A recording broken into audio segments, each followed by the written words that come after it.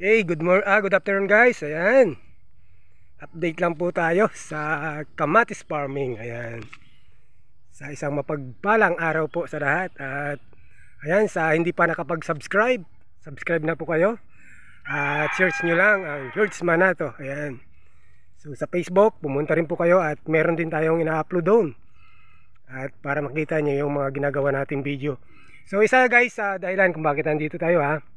So ayaw nang may-ari, pinilit ko lang. Ayan.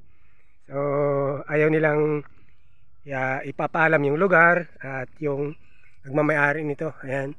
So mapapansin nyo guys, yung kamatis sobrang taas talaga. Oh. Makikita nyo, lampas pa yung kamatis sa aking kamay. So ayan. At yun nga pala, tayo ay kumukuha lang ng video rito guys, hindi sa atin to. So tumigil kasi ako sa tatanim muna ngayon.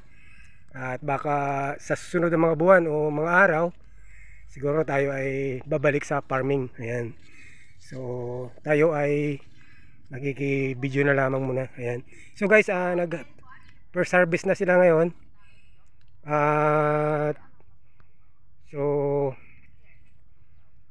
So sila po ay nakapag-harvest na ng first harvest ngayon. So ayan, hindi ko alam kung nakailang bundle sila. Ayan. So talagang napakamahal ng kamatis. Ayan.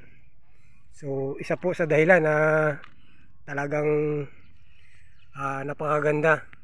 At laban lang dapat. At sipag, tiyaga, diskarte talaga sa pagtatanim. So yun nga, number one dyan guys, kung tayo ay makapagtanim at maiano natin sa panahon, kumbaga sumabay sa panahon yung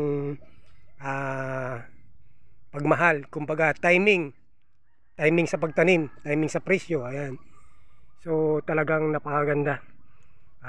Dito tayo, siguro hindi lang tayo matutuwa at marami pa ring matutuwa sa atin ng mga tao. Ayan.